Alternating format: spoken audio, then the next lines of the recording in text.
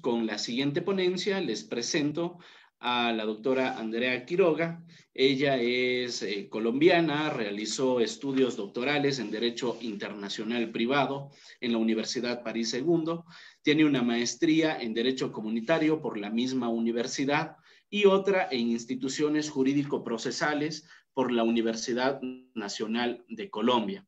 Es abogada por la Universidad Colegio Mayor de Nuestra Señora del Rosario de Bogotá, Colombia, también catedrática de la Universidad Anáhuac, Xalapa, en las materias de Derecho Internacional Público, Derecho Internacional Privado. También es capacitadora, conferencista y formadora de ministerios públicos, facilitadora en MASC, operadores del Sistema Integral de Justicia Penal para Adolescentes, policías ministeriales y policías preventivos para las Fiscalías Generales de los estados de Veracruz, Oaxaca, Michoacán, Tabasco, Puebla, Tlaxcala y Secretarías de Seguridad Pública de los estados de Veracruz, Puebla, Tabasco, Michoacán y Campeche. Adicionalmente, es capacitador en temas de derechos humanos y perspectiva de género. Ha sido conferencista en varias universidades e instituciones de Colombia y México y se ha desempeñado además como juez civil municipal de Bogotá, auxiliar del magistrado del Tribunal Superior de Bogotá, coordinadora de arbitraje del Centro de Arbitraje y Conciliación de la Cámara de Comercio de Bogotá y profesional legal y asuntos cooperativos del Oleoducto Bicentenario de Colombia, SAS. Estimada doctora Quiroga, bienvenida. Muchísimas gracias por acompañarnos en esta tarde. Muchísimas gracias, doctora Mijos. No sé si me pueden permitir compartir pantalla. Claro que sí. Bien, les dejo entonces con la doctora Quiroga. Ella va a tratar el tema de la lucha contra la corrupción en perspectiva internacional. Listo, doctora, ya puede compartir su pantalla. Muchísimas gracias, doctora Mijos. ¿Me confirma si se está viendo, por favor? Ok. Muy buenas tardes a todas y todos. Les agradezco muchísimo a Latin Juris, en especial al doctor Armijos, por esta invitación de poder compartir esta tarde el tema del combate de la corrupción desde la perspectiva internacional. Lo primero que quiero señalar que el marco jurídico, el marco teórico al cual me voy a desarrollar es que la corrupción es un fenómeno universal. Toda época, toda zona del planeta, todo sistema político y toda acción humana ha sido trastocada por este fenómeno. Muchos hablan que la corrupción y el combate es reciente, pero realmente la corrupción es tan antigua como las sociedades. No, sin descartar ello, que la corrupción es un constructo social y no hace parte de la biología de los humanos. Pero ¿a quién debe interesar el buen funcionamiento de las instituciones políticas desde todo ámbito? Sin duda alguna, a los ciudadanos que son los directamente beneficiados de las buenas prácticas en la administración de la administración pública y de igual manera serían los afectados primeros de esos vicios públicos. ¿Por qué? Porque los ciudadanos son quienes están sometidos a esas autoridades públicas que ellos han designado o a quienes ellos les han delegado ese poder o monopolio de la fuerza legítima. Y la fuerza legítima o ese monopolio de fuerza legítima debe promover el bien común. Esa es la razón por la cual, cuando el abuso del monopolio de la fuerza que detenta el Estado se ejerce contra los ciudadanos, hablamos de una violación de derechos humanos, mientras que el abuso del poder de la gente buscando un beneficio particular es corrupción. Es un límite muy estrecho, pero muy importante resaltar desde este marco teórico. La corrupción puede ser entendida entonces como una contaminación o una perversión de la relación fiduciaria. ¿Y a qué me refiero a esa relación fiduciaria? A esa relación de confianza que debe existir entre el administrador público y efectivamente el administrado, es decir, entre los gobernantes y el particular. ¿Y de dónde surge ese tema de la relación de confianza? De un concepto que se ha acuñado que se denomina la sociedad de confianza. Y parte de las sociedades democráticas. Las sociedades democráticas son aquellas en las que efectivamente los ciudadanos creen en sus instituciones públicas y por ende el ciudadano en sí mismo tiene la convicción de trabajar de manera cooperativa en la búsqueda del bien común.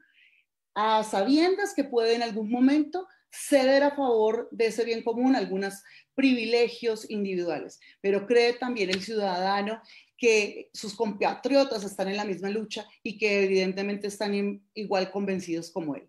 Eso lo dijo Alain Perifet, quien fue la persona que crea ese concepto de la sociedad de confianza. Y las modalidades de esa sociedad de confianza básicamente se dan en las instituciones, los ciudadanos y en el marco regulatorio por la cultura de la legalidad. Entonces, y en resumen a lo que nos atañe, es que en las sociedades democráticas, donde se respeta el Estado de Derecho, hay altísimos niveles de confianza en esas instituciones, los ciudadanos y el marco regulatorio. Por ende, hay menor grado de corrupción.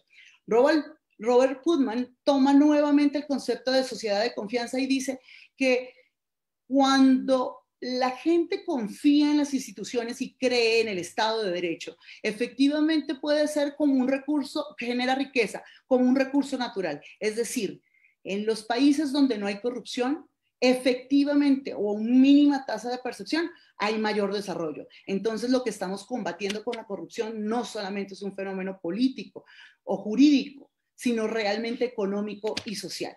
Pero ¿qué valores protegen los sistemas anticorrupción? En primer lugar, el patrimonio público que se desvía efectivamente a las arcas de unos particulares en vez de ser atendidos a los programas a los cuales o por los cuales surgen y para eso se deben ejecutar. El orden público económico porque el mercado se rompe, la libre competencia y por supuesto la protección a los agentes económicos, toda vez que en vez de ofrecer un bien o un servicio debe elevarse el valor para pagar la dádiva que se está exigiendo o que se está ofreciendo. Entonces, la corrupción provoca una distorsión de la economía. Violenta, obviamente, los derechos humanos por no estar en planes de igualdad y por demás en temas de discriminación y algo fundamental de los estados modernos, la separación de las funciones del Estado. Pero, ¿cómo es la evolución en el sistema internacional de los sistemas anticorrupción?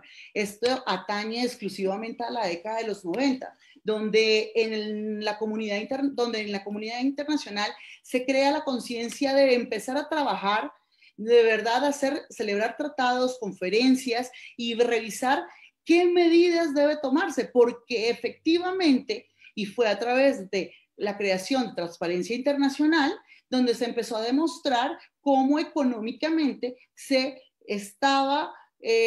la corrupción era el mal mayor que tenía que combatirse en el mundo.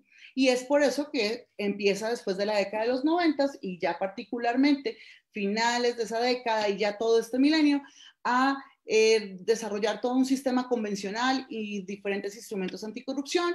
Se crean asociaciones civiles o ONGs para la lucha contra la corrupción y algo tristísimo en la que nos encontramos lo que se denomina en la actualidad la macrocorrupción. Los sistemas convencionales contra la corrupción, como lo dije, parte de la década de los 90 y partimos en nuestro sistema regional con la Convención Interamericana contra la Corrupción, convención suscrita por todos los miembros de la OEA y ratificados por todos. Es una de las pocas convenciones que por todos los países miembros han sido suscritas y ratificadas. También en el año 97 medidas por la OCDE y la Unión Europea con la lucha efectivamente contra la corrupción y medidas de materia penal y civil en el año 99 en el marco de la Unión Europea.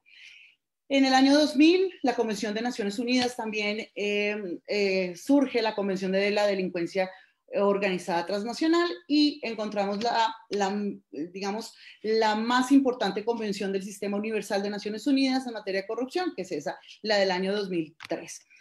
Pero no solo fueron convenciones, sino que a partir de ello también la comunidad internacional empezó a expedir, promulgar, sancionar leyes donde tenían que ver cómo se hacía una ley de acceso a la información, dónde o cómo se hacían reglas para compras públicas y electrónicas, para hacer menos burocrático todo el sistema, y efectivamente se empieza a hablar de un gobierno transparente y un gobierno abierto.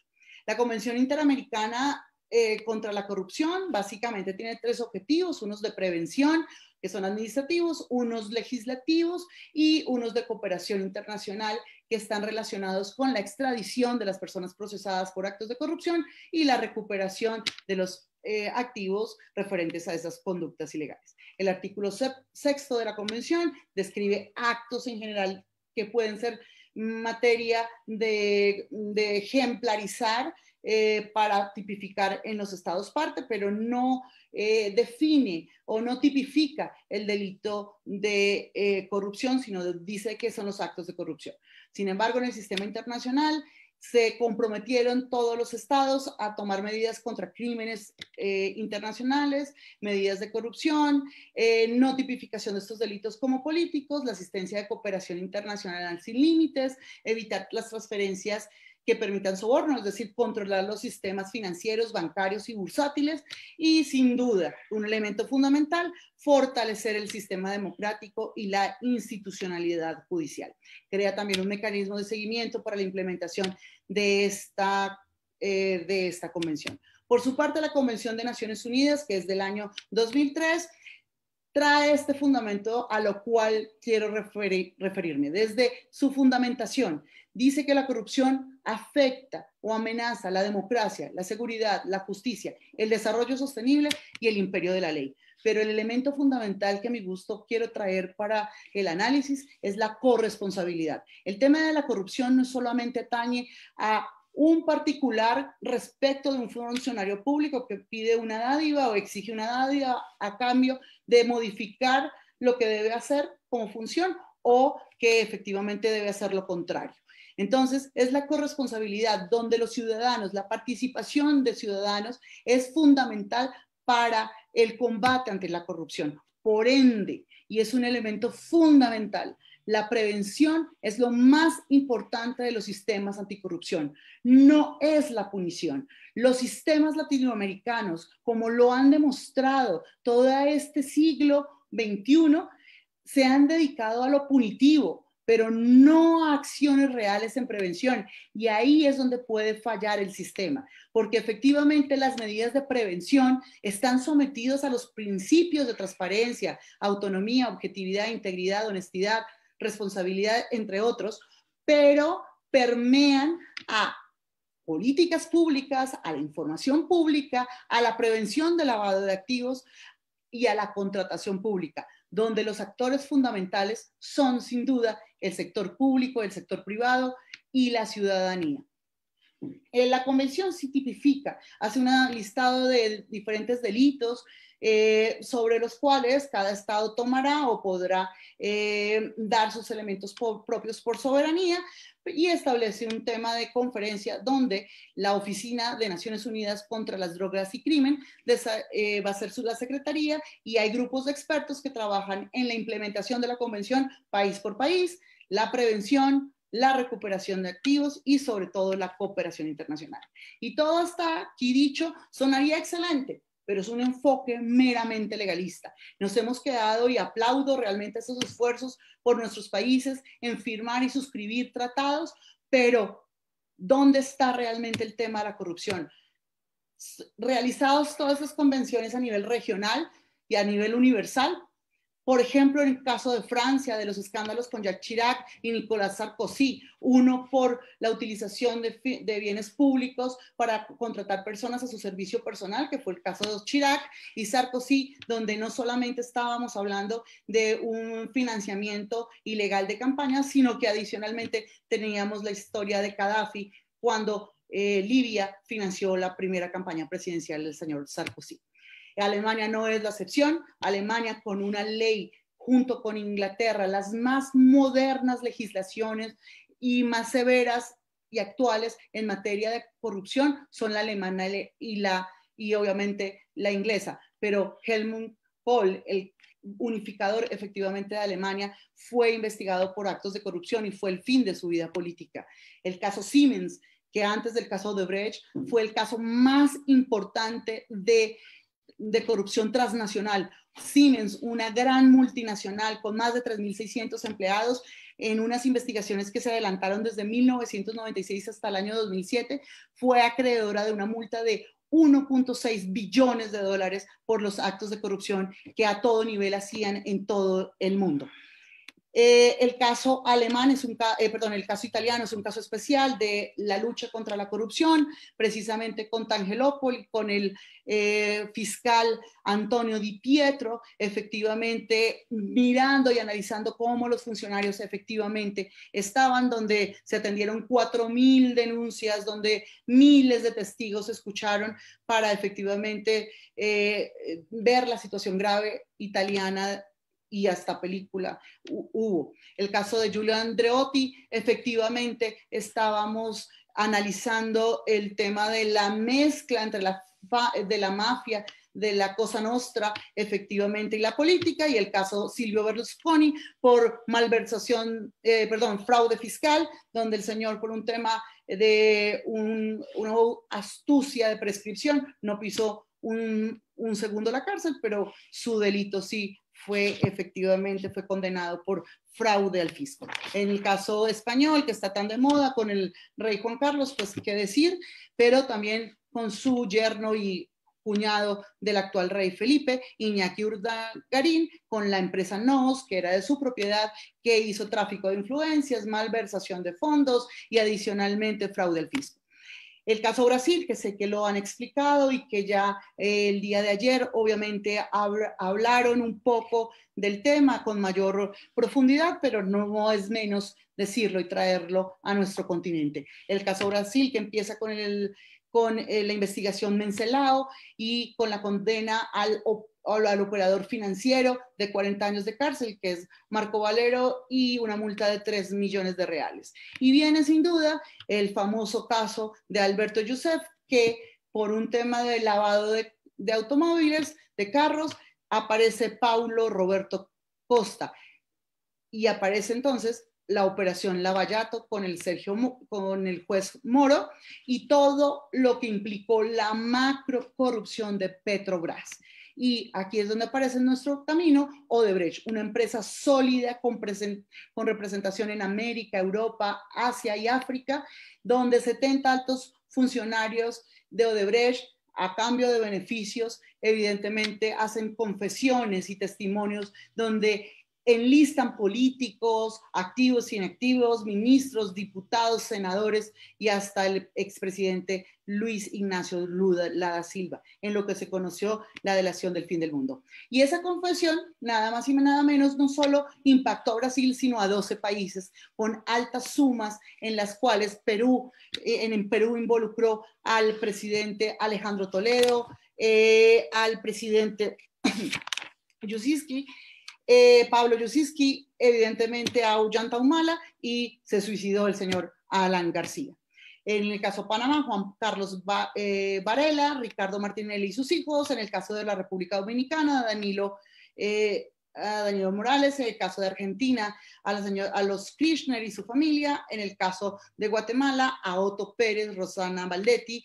Y pues en Brasil, evidentemente, a todos estos expresidentes y a Michel Temer, que está en la cárcel. En el caso de México, a Emilio Lozoya, que está tan de moda en toda la prensa y basta simplemente abrir cualquier diario y enterarse de lo que pasa con Pemex, la empresa de petróleos mexicanos. En el caso de Colombia, con Otto Bula y Oscar Iván Zuluaga, y el caso de Venezuela con Nicolás Maduro. Pero a la par que han sucedido estos casos en varias latitudes, también ha existido casos de éxito, unos más controversiales que otros, como el caso Singapur, que tiene un contraste. El Singapur de los años 60 al Singapur del siglo XXI. Singapur que ha desplazado en competitividad a Estados Unidos, pero todo se debe a este señor, Lee Yuan-jae, que efectivamente llega al poder y su lucha número uno fue la corrupción, y toma una institución que tenían en el protectorado inglés, pero la vuelve autónoma, endurece las penas capitales, penas como la muerte, multas severas, latigazos y otras penas fueron las que tuvieron que pagar aquellos que cometían actos de corrupción, y sin duda permitir que cualquier funcionario de cualquier nivel fuera sancionado e investigado. Obviamente esto no era solamente un tema de penas y un tema punitivo, también tuvo que ver con una reforma estructural de un sistema judicial y de educación. Y por supuesto aquí la gran pregunta, ¿Valía la pena o vale la pena? ¿El fin justifica los medios? Cada uno de nosotros llegará a esa conclusión, pero quiero decir que todavía esas sanciones se mantienen, y en un contrasentido que es lo mismo mascar chicle o comer chicle o goma de mascar que efectivamente cometer un acto de corrupción, donde Singapur puede ser el país con menos corrupción, más competitivo, pero también se violan las libertades de las personas. El caso Hong Kong, por su parte, el T-Money, como se conocía efectivamente el tema de los sobornos, tiene una institución, ella sí, para mi gusto, con 3 ejes estratégicos fundamentales: la investigación, la educación y la prevención, donde un sistema, el ECAC, que es efectivamente el que investiga todo el tema de todos los funcionarios, un departamento de operaciones con grandes potestades, pero a la vez un departamento de prevención que apoya al sector privado, que mira las recomendaciones, que atiende los casos, que siguen el análisis efectivamente de dónde puede darse casos de corrupción. Y por supuesto el departamento de relaciones con la comunidad, como lo han denominado, cara a cara, programas educativos desde la primera infancia, y los medios de comunicación todo el tiempo permitiendo efectivamente esa lucha contra la corrupción. ¿Y a dónde vamos y a dónde descendemos? A los índices internacionales y también a los índices anticorrupción, donde la democracia se ve afectada. Los casos, los países, según el ranking mundial del índice de democracia, nos muestra que los países más democráticos, Noruega, Islandia, Suecia, Nueva Zelanda y Finlandia, casualmente son los países que están en los primeros lugares efectivamente de competitividad. Entonces, la democracia y la corrupción sí tienen un nexo real, porque efectivamente, para mirar la competitividad, en el rubro de instituciones vemos si la gente efectivamente cree en sus instituciones y si hay solidez efectivamente. En el tema de corrupción, del índice de corrupción, volvemos a los mismos países: Dinamarca, Nueva Zelanda, Finlandia, Singapur, Suecia, Suiza, Noruega, Holanda, Alemania y Luxemburgo. Los mismos países en el tema efectivamente de los mejores, con mejor competitividad, mejor democracia y por supuesto menos percepción de corrupción. Y entramos en la evolución también, porque en la evolución, si bien hay un marco legal, se habla hoy en día no de la corrupción de un policía que recibe una dádiva porque me estacioné mal, sino en la macrocorrupción, donde el Estado es capturado, donde efectivamente se refiere cuando las empresas son los principales interesados a influir en la formulación de leyes, regulaciones y políticas de un país. ¿A cambio de qué? De un beneficio económico, donde no importa si el Estado ha sido capturado en el Ejecutivo, Legislativo, Judicial, pero todos llevan el mismo ciclo efectivamente de obtener ese beneficio. Lo grave del asunto es que no solo han sido las empresas privadas, sino las asociaciones delincuenciales o de delincuencia organizada, como los narcotraficantes, terroristas, tráfico de personas, juegos de azar, prostitución y demás, los que han podido cooptar y capturar el Estado. Y entonces también los partidos políticos, estas organizaciones legales o ilegales, han tomado como instrumento a corto, mediano y a largo plazo los partidos políticos, influido en la democracia y efectivamente han capturado el Estado. Luego tenemos efectivamente la cooptación del Estado, el caso en el que ya no solamente es desde afuera, sino ya entramos a las relaciones orgánicas del Estado y efectivamente ha sido tomado el Estado por parte de todo este sistema. Y la más grave, la reconfiguración de la cooptación del Estado, donde todo el sistema de la sociedad, todo el sistema político ha sido tomado. ¿Y por qué tomo simplemente este ejemplo? Para decir que esto, cada un puntito de eso es una relación de sujetos en los cuales a través de un punto o nodo se establece actos de corrupción. Empresas pequeñas, medianas y grandes no escapan, la banca internacional, empresas aseguradoras, empresas a todo nivel, ciudadanos, políticos, a todo nivel a llegar a esto, la macrocorrupción. Si estamos todavía pensando evidentemente en la pena, estamos muy equivocados. ¿Por qué? Y empiezo a concluir. El caso Hong Kong ha demostrado que ningún sistema anticorrupción puede ser copiado. Puede ser tomado como ejemplo, pero no puede ser copiado, porque para atacar directamente un sistema de anticorrupción, es necesario y es obligatorio hacer un análisis de causas y consecuencias, de ser consciente y sensibilizar a todos los ciudadanos, a todos los funcionarios, a todo el sector privado, de dónde están los puntos sensibles para poderlo atacar. Yo puedo traer a México, Colombia o cualquier país, puedo traer el sistema Hong Kong y no funcionarme. No porque el sistema esté mal, sino porque no es copiar y pegar, es hacer un análisis de los puntos sensibles, porque nuestras realidades no son iguales. Por ende, debemos promover la cooperación, promover códigos de conducta y buenas prácticas, prevenir conflictos de intereses y promover la transparencia y la meritocracia. Las tendencias actuales internacionales todas apuntan a lo siguiente, no a lo punitivo, sino a la prevención, al control, pero sin duda al apoyo de la comunidad, donde comunidad, sector público y privado están interrelacionados y corresponsables de la lucha anticorrupción. Un sistema empresarial apto en el tema del compliance, donde todas las empresas, pequeñas, medianas y grandes, a nivel de su proporción, deben tomar programas de integridad y sistema de cumplimiento. Esto es, medir el riesgo, evitar actos de corrupción que vengan también del sector privado. ¿Por qué? Porque al final de la historia, las personas jurídicas también son responsables penalmente y todo ello implica lavado de dinero. La participación de ciudadanos no debe ser solamente en la denuncia, sino también en la formulación de políticas públicas y también del análisis en las que deben ellos sentirse también corresponsables de llegar a pedir los resultados y las rendiciones de cuentas. Pero lo que sí queda cierto de las mejores agencias anticorrupción, de los mejores sistemas internacionales, es que el ente que administre el sistema anticorrupción debe ser totalmente independiente de quien lo nombra, totalmente independiente de quien efectivamente no tenga un favor político, no sea un tema de clientelismo, amiguismo o cacicazgo, sino una persona que no le tiemble la mano para investigar y sancionar al funcionario que sea, del nivel que sea y del sector que sea. Y esto supone no un remedio de un día para el otro, supone una estrategia de largo plazo, con un marco jurídico eficaz. Y al marco jurídico no solo me refiero a un código penal que realmente responda a las necesidades del país o de los países o de los estados, sino que efectivamente sea fuerte su sistema judicial, que aplique la norma y que llegue a las sanciones que tenga que llegar.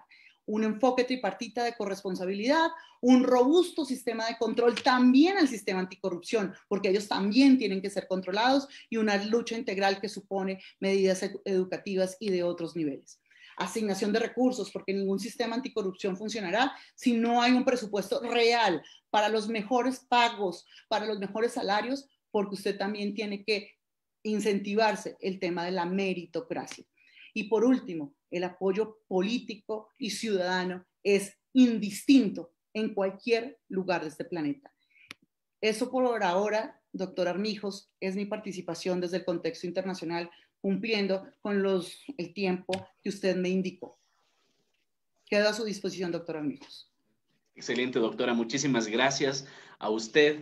La verdad, quiero transmitirle los mensajes de alegría, de felicitación de muchos de nuestros participantes. Nos han solicitado si nos puede compartir las diapositivas para trasladarlas también a ellos para que las puedan revisar.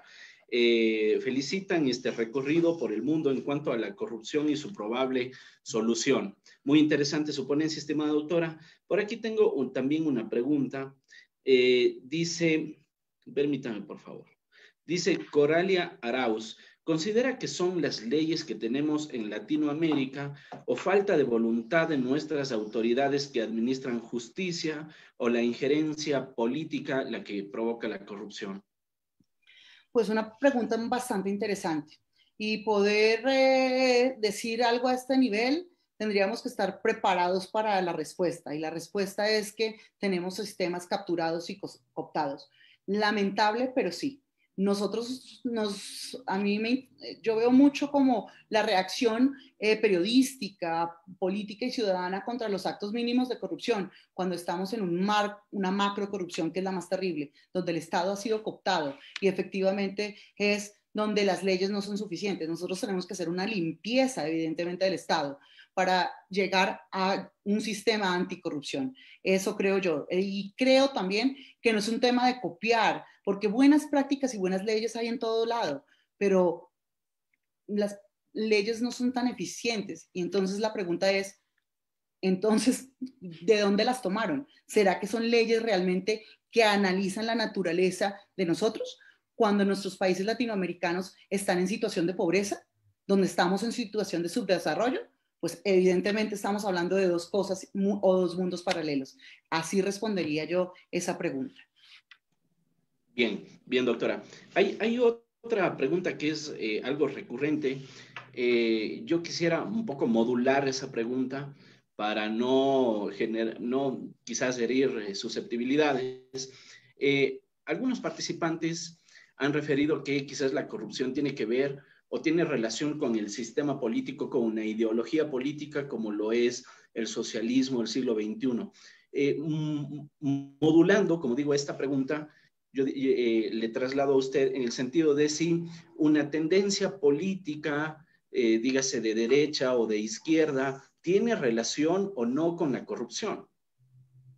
No tiene ninguna relación, porque precisamente la corrupción ha tocado todos los sistemas y por esa partida es un fenómeno universal. Si vemos los sistemas neoliberales, todos los que yo relacioné obviamente están corroídos, pero si vamos a los sistemas comunistas como China o Corea, obviamente los niveles de corrupción son clarísimos. Entonces, creo que el sistema es un constructo social que ha tocado y no pertenece a ninguna ideología política, sino pertenece evidentemente a la imprevisión de tener que obtener un beneficio que es ilegal.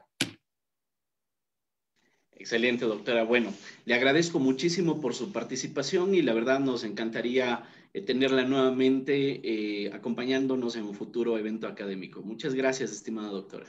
Muchísimas gracias a todos, a la comunidad Latin Juris, que sé que es muy amplia. Para mí, el que se lleva el honor soy yo, y muchísimas gracias.